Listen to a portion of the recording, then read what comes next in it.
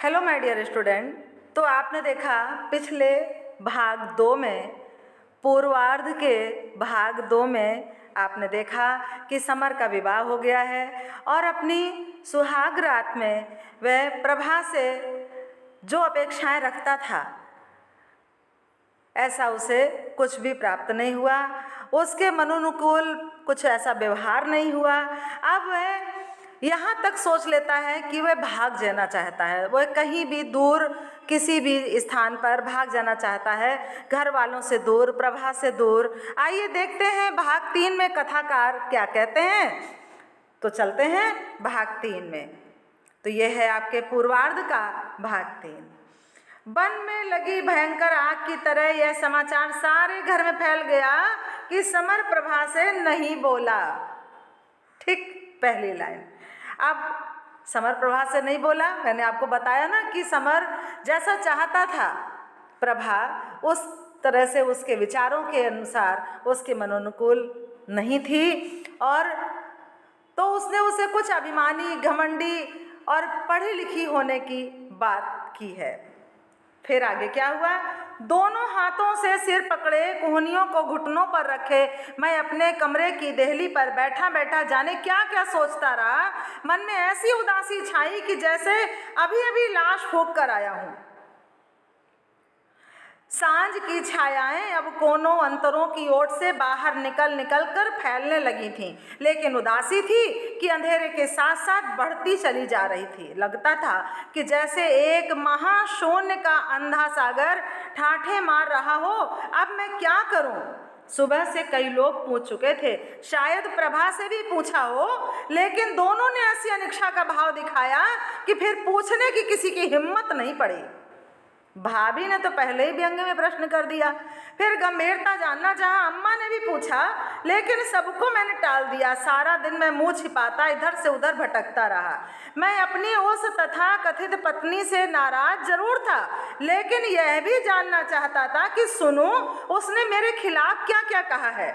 अभी तक तो कुछ भी सुनने में नहीं आया, और इसी का मुझे आश्चर्य था। लगा कि उससे घर वाले कुछ भी नहीं निकाल पाए। जो भी उन्होंने चाहा वह सब मेरे ही व्यवहार से जान पाए।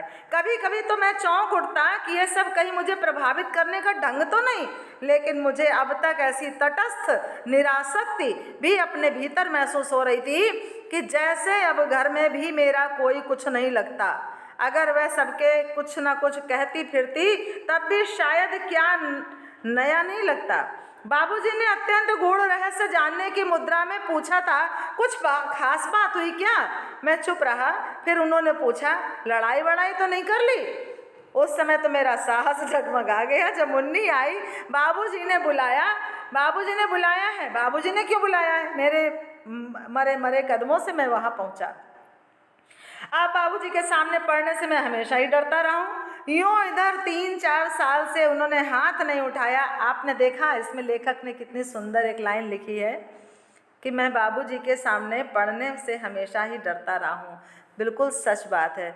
जो पहले के बच्चे थे वो अपने माता पिता का इतना सम्मान करते थे कि डांटे मारे कुछ भी कहें, लेकिन बच्चे कभी पलटकर जवाब नहीं देते थे।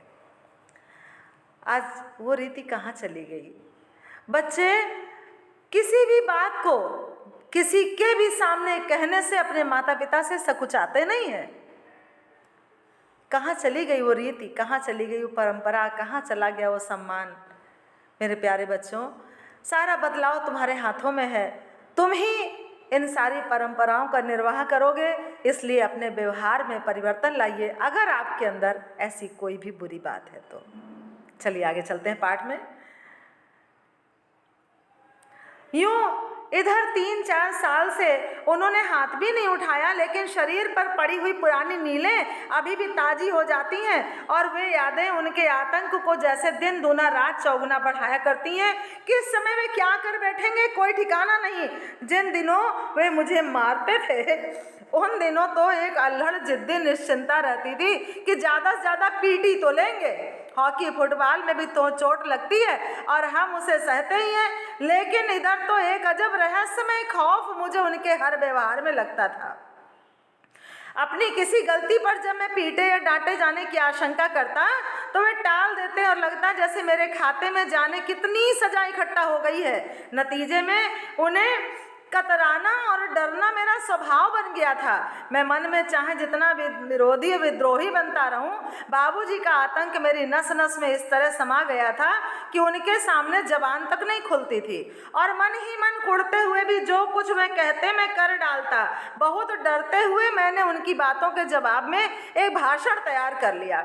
वे चुपचाप फर्शी पीते हुए अत्यंत गंभीर दार्शनिक की मुद्रा में बैठे होंठ टेढ़े करते हुए धुआं निकाल रहे थे। आसपास की खाली कुर्सी मूढ़े देखकर लगा जैसे अभी अभी कुछ लोग उठकर यहाँ से गए हों। उन्होंने भवों के संकेत से बैठने को कहा तो मेरा साहस धुएं की तरह उड़ गया। मैं जैसे तैसे चुपचाप किनारे बैठ गया।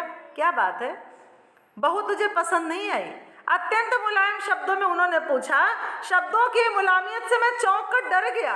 अपने भाषण का एक एक शब्द फिसलता लगने लगा। मुझे चुप देखकर, भाषण समझे ना, वो पहले से ही अपने लिए उत्तर तैयार करके लाया था लेकिन बोल नहीं पा रहा था। मुझे चुप देखकर उन्होंने फर्शी से एक लंबा सा कश खींचा और धुआं घूंटते हुए फिर से कहा, साहब बताना, इसमें झिझकने की क्या बात है? सुनते हैं तो उससे बोला भी नहीं। मैं चुपचाप हथेली फैलाकर हाथों की लकीरें देखता रहा। सारे सोचे सवाल जवाब दिमाग से निकल गए। मन में एक आर्द उच्छ्वास सा घिराया। अब बाबूजी ने हुंकारी भरकर कहा, आप भी तो ये सोचो बेचारी पराई लड़की किसके बूते पर आई है? कोई घर में आता है तो इस व्यवहार के लिए क्या कहेगी वे घर जाकर? माना कि शादी करने की तुम्हारी इच्छा नहीं थी, लेकिन बेटा ये लोक व्यवहार है और जो हो जाता है उसे निभाना तो पड़ता ही है। मान लो कि अचानक मेरे फूट फूट कर रोने से उनकी बात बीच में ही टूट गई। सब पूछो तो इस सच्चाई के लिए मैं खुद भी कतई तैयार न था, लेकिन बाबूजी की उन बातों के सामने जाने क्यों अपने को रोक नहीं पाया। मैं बच्चों की तरह अपने को संभालता और मुट्ठियों के पिछले हिस्से से आंखों और नाक को रगड़ने लगा। और जब उन्होंने समझाने के स्वर में कहा कि जाओ, ऐसा लड़कपन नहीं करते, तो मैं चुपचाप उठकर चला आया। अपने पढ़ने की कोठरी के दरवाजे पर बैठा बैठा मैं बड़ी देर तक निरुद्देश जाने क्या क्या सोचता रहा। बेसिर पाँव की बातें, इस सारे कांड में मुझे अपनी गलती ही नहीं दिखाई देती। ये शादी मेरे उच्चादर्शों और महत्वाकांक्षाओं के लिए जहर थी। ये जानते हुए भी कहीं आशा थी कि चलो लड़की पढ़ी लिखी और समझदार है, हम लोग एक दूसरे को समझाने की कोशिश करेंगे, समझने की कोशिश करेंगे, बनने में मदद देंगे। चाहता तो मैं और सुहागरात के दिन अंधाधुंध उसके रूप का बखान शुरू कर देता, या बिल्कुल जाहिलों की तरह कोई तोता या बिल्ली ले जाता, ऐन मौके पर क्रोध में उसे मारकर जिंदगी भर के लिए अपना रौब गालिब कर लेता। लेकिन मैंने तो चाहा था कि पढ़े लिखे सभ्य और शिष्ट आदमी की तरह मैं ये सब नहीं करूँगा और सबसे पहले उसे बाकायदा अपने परिचय दूंगा, उसका परिचय पूछूंगा, फिर उसे अपने सपनों महत्वाकांक्षाओं के बारे में बताऊंगा, उसे समझाऊंगा कि जीवन और जगत के बारे में मेरे विचार क्या हैं। यह सब अच्छी तरह समझा चुकने के बाद नम्रता से पूछूंगा, कहिए इन सब में आप कहाँ और किस तरह मेरी सहायता करेंगी? लेकिन इन सब की तो उसने व्यवहार में गुंजाइश ही नहीं रखी। वहाँ ऐसा मौका ही कौन सा था कि मैं ये सब बातें कह पाता। नहीं, इस सब में मेरा अपराध नहीं, बाबूजी व्यर्थ ही मेरे सिर सारा दोष मढ़ रहे हैं। अचानक किसी ने भीतर से पूछा। मैं उससे नहीं बोला। ये बात बाबूजी को पता कैसे चली?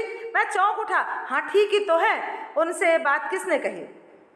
मैंने तो बात किसी से इसका जिक्र भी नहीं किया, उसी ने कहा होगा।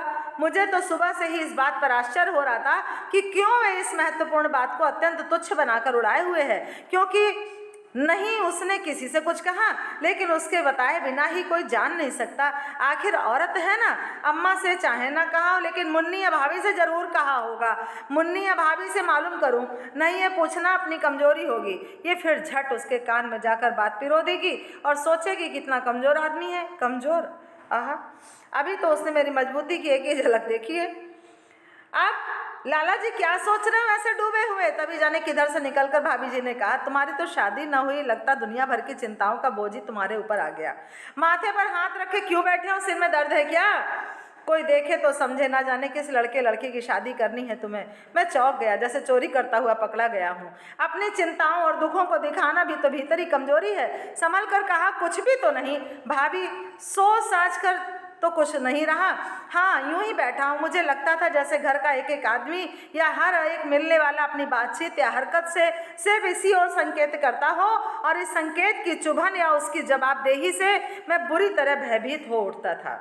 लाला जी बनो मत, दिखता तो सभी को है, दिन छिप गया और ना तुम्हें खाने की सुधे न पीने की। इसके बाद को शैतानी से मुस्कुरा कर बोली, क्यों बनी नहीं क्या? उनके मजाक को समझते मैं गंभीरता से जवाब दिया, और भाभी बन भी नहीं सकती। घमंड में अपने सगे से सगे का नहीं रह सकता, चाहे कितना खूबसूरत हो या कोई पढ़ा लिखा। ऐसे घमंड को मेरी यहाँ जूती रखते हैं। आज भी नहीं कह सकता। इतनी जोर से मैंने बाबूजी की बात का जवाब दिया कि घर में कहीं बैठी प्रभा को सुनाया या सिर्फ भाभी से बात कही। सो तो बात हमें भी लगती है लाला जी। भाभी ने इधर उधर शंकित निगाहों से देखते हुए धीरे से खुसुर फुसुर करके कहा, प्रभा में थोड़ा सा अपनी पढ़ाई और अपनी खूबसूरती को लेकर गुमान है। मुझसे पूछो तो कोई ऐसी परिजादी तो है नहीं। यूं अपनी ऊपर और खूबसूरत कौन नहीं होती? क्या हम नहीं थे? अम्मा जी नहीं थी? और कहने के साथ ही वह अपनी बात पर लजा गई। मैंने उपेक्षा से सिर झटका। ऐसी खूबसूरत, तब तो यह हाल है। अगर सचमुच खूबसूरत होती तो ना जाने दिमाग का क्या हाल होता। मैं जोर से ही बोला था ताकि वह भी सुन ले। भाभी मेरी बात समझ गई, खुशामद से बोली, तुम्हारे हाथ जोड़ो लाला, जरा धीरे से बोलो, नहीं तो कोई जरा भी समझेगा कि तुम्हें ना जाने क्या उल्टा सीधा सिखा रही हूँ। सिखाने की बात क्या है भाभी? क्या मैं समझता नहीं हूँ? अंधा तो हूँ नहीं। कहता था कि मुझे इस कुएं मत डालो मत डालो, पर तब तो तुम जिद किए चढ़ी थी। अब इसके गले में फांसी का फंदा क्यों न पड़े? बताओ अब क्या करूँ? अच्छा छोड़ो लाला जी, तुम भी क्या जरा जरा सी बातों में सिर खपाया करते हो। स्नेह और आत्मीयता से भाभी बोली, चलो खाना खा लो, सब धीरे धीरे ठीक हो जाएगा। तुम्हारा भी खून गर्म है और वह भी अभी बच्ची ही है। मैं समझा दूंगी, तब भी उसे ऐसा करना नहीं चाहिए था। पर सबसे बड़ी मुश्किल तो यही है कि अपने को जाने क्या समझती है। हमें तो बात करने के लायक भी नहीं मानती। कोई आए तो कोई जाए, न घूंघट न पल्ला, बस किताब ले आई है अपने घर से, उसे ही पढ़ती रहती है, और तो कुछ लाई नहीं। जो है सो तो है ही। मैं पढ़ाई का दिखावा बहुत है। खैर लाला जी, तो अपनी पढ़ाई लिखाई इन सबके आगे क्यों बर्बाद करते हो? फिर भाभी थोड़ी देर चुप रही, सोचती सी बोली, कल सुबह का खाना वही बना रही है। तुम्हारे भाई साहब तो कहते थे कि खाना क्या बनाती है, अमृत बनाती है, उंगली चाट चाट कर खाओ तब भी संतोष ना हो। उन्हें क्या पता है? मैं सहसा पूछ बैठा। भाभी कुछ चौंकी, फिर साधारण बात की तरह, देखने गए थे तो खाए आए होगे, तभी से तारीफ के मारे घर भरे दे रहे हैं, कल तुम ही देख लेना। फिर वे मुड़कर चल दी। अच्छा जाओ, तुम्हें मेरी कसम है 2 रोटियां खा लो, मैं चलकर परोस रही हूँ। सुबह से ही घर का वातावरण मुझे इतना बोझिल, दम घोटू रुबाने वाला लग रहा था कि खाना तो क्या, पानी पीने की भी इच्छा नहीं हो रही थी। आप भाभी से बातें करके मेरा मन जाने क्यों हल्का हो गया। चुपचाप उठकर रसोई घर में जा पहुँचा। रात को फिर अम्मा बाबूजी ने अप्रत्यक्ष और मुन्नी तथा भाभी से साफ साफ मुझे आग्रह करके कहा, ऐसा होता ही रहता है, इस तरह की बातों पर जिंदगी भर के लिए लड़ा जाता है। जिसके साथ साथ भावरे डालकर लाए हो उसे तो निभाना ही पड़ेगा। आखिर वो बेचारी करे भी क्या? कसूर उसका ही हो तो ऐसे मौके पर माफ कर देना ही उचित है। 2 दिन बाद उसके भाई उसे लेने आ जाएंगे। क्या कहेगी घर जाकर हमारे बारे में? सारी बिरादरी में बदनामी होगी सो अलग, संबंधों में भी तनाव आ जाएगा। अब वह माफी मांग लेगी, पर इस सारे वातावरण में मुझे जाने की जिद आ गई। मैंने भी मुन्नी से साफ साफ कह दिया कि आप लोग मुझे रात को यहाँ सोने देना चाहें तो सोने दीजिए, नहीं तो दिवाकर या किसी और दोस्त के यहाँ जाकर पड़ा रहूँगा। लाला जी, अब तुम्हें भी जिद चढ़ी जाती है, तब तो तुम किसी को नहीं मानते। अब यह भी कोई बात हुई? कभी कभी तो बड़ों का कहना भी माना करो। नहीं भाभी नहीं, एक कहना मान कर तो यह सुख पाया। अब तो मेरा पीछा छोड़ दो। उन सारे लोगों की बातों में जाने स्पष्ट क्या था कि मेरे हट को बढ़ाया जा रहा था, और कल की घटना कई गुना बढ़कर सामने आती जा रही थी। तभी मैंने देखा कि दरवाजे पर कोई छाया सी आई, वही द्वार के पास आकर खड़ी हो गई। भाभी ने देखा तो पास जाकर चौखटे के पास कान ले जाकर बोली कि क्या लाई हो? दूध? अरे तुम क्यों लाई? और कोई नहीं था क्या? मुन्नी बीवी भी गजब करती है, नई बहू को 9 दिन बैठने भी नहीं दिया, दूध लेकर भिजवा दिया। खुद ही जरा सी तकलीफ कर लेती, अब यहाँ तक ले आई हो तो दे दो ना, शर्म काहे की? तभी भीतर दूर से आवाज आई, भाभी अम्मा बुला रही हैं, सुबह के लिए दाल कितनी भीगेगी जरा बता दो। मुन्नी थी। अच्छा आई। मेरी ओर रहस्य से मुस्कुराती भाभी चल दी। धीरे से उससे कहती गई, माफ़ी मांग लो, ऐसी बातों से क्या फ़ायदा, तुम ही छोटी बन जाओ। फिर वही रात वाला कमरा था। लाल डोरी के गहरे नीले रंग का बल्ब खूंटी के पास जल रहा था। अजब सपनीला सा वातावरण था। मैं बल्ब की ओर देखता चुपचाप इस तरह बैठा रहा जैसे सारी दुनिया से बेखबर कोई गंभीर बात सोच रहा हूँ। मगर मेरी सारी चेतना दरवाजे की ओर जा सिमटी थी। हाथ में गिलास और रेशमी साड़ी वाला आधा शरीर दिखाई दे रहा था।